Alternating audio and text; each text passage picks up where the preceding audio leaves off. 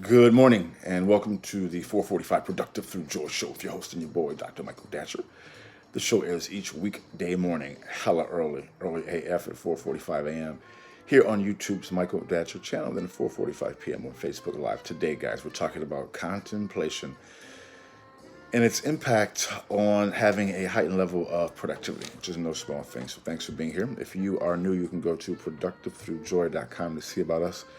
We speak to groups, schools, and organizations about being productive through joy. We have a really interesting series of workshops and webinars, which are now webinars. At times they weren't. At the time they were created, they were not webinars, but they are now. And other amazing offerings. You can just go. I won't get to the details of that now, but just go peruse the website at productivethroughjoy.com. All right. I should also say a few words about myself for those of you who are new, since most people watch this show in reruns. This is your host and your boy, Dr. Michael Datcher, author of the New York Times bestseller Raising Fences, author of the acclaimed historical novel Americus, author of the Pulitzer Prize nominated Animating Black and Brown Liberation, A Theory of American Literatures. My education, I'm the board president of the great nonprofit here in Los Angeles' Crenshaw District called The World Stage, which has art and educational institute, which has 7 days a week of incredible workshops and programming. If you're ever in LA, you got to go to the World Stage, or just go to theworldstage.org and see about our programs. My educational background is UC Berkeley as an undergraduate, my master's from UCLA, and my PhD in English literature from the University of California at Riverside. Guys, I'm an expert at being productive, all right? I don't say that to brag or boast. I say it because people are almost always surprised to hear about that level of productivity, given how absolutely crazy my own personal narrative is. I am the product of a young woman who was sexually assaulted, a terrible story. At age 16, gave birth to me at 17, and subsequently gave me up for adoption to this amazing single divorcee. Yet at the time, no biological father, no adopted father. Listen, difficult times for the young MD, yet as cool. Modi famously said, "How you like me now?" Right? And if I could be this productive and be so through joy, and I didn't wake up like this, but I work on it. Which if you reach out or just watch the show, you understand how this came to be, given that type of background. So, guys, thanks for being here. That all that stuff inspires this show because we know absolutely without a doubt that it's not where you're from. It's where you're about to go. All right, so thanks for joining us this morning. So today, guys, we're talking about contemplation.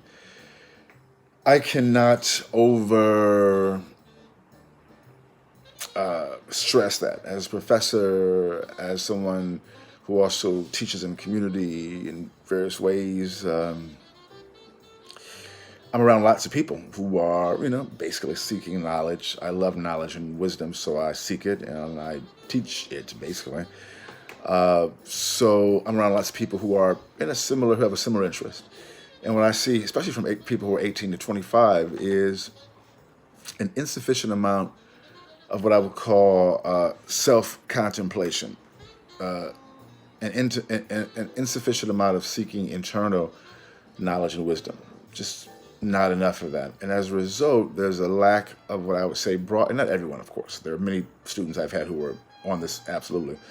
But for a lot of people, guys, who are younger, they do not do a good job at investigating the self, examining the life, contemplating mind, body, and spirit. So, and that's not simply the purview and the experience of people who are 18 to 25. I know lots of grown-ass men, for example, including myself at a certain time, who was not good at contemplating their life, or in this case, my life. So point one, you want to know that that's a problem, right? Just because sometimes, at times, we don't really know what the problem is. That's a problem. If you aren't contemplating your life, that's a problem. All right, so how do you begin to address the problem? Point two is that you want to address the problem by doing what I call the internal infrastructure building. If you know the show, we talk a lot about meditation, yoga, Pilates, various types of spiritual or energetic components. At times we call it mindfulness. Whatever you want to call it, you want to engage in that. You can reach out to us. We help people create these morning rituals. If you know the show, you also know part of my ritual, which I won't get into right now.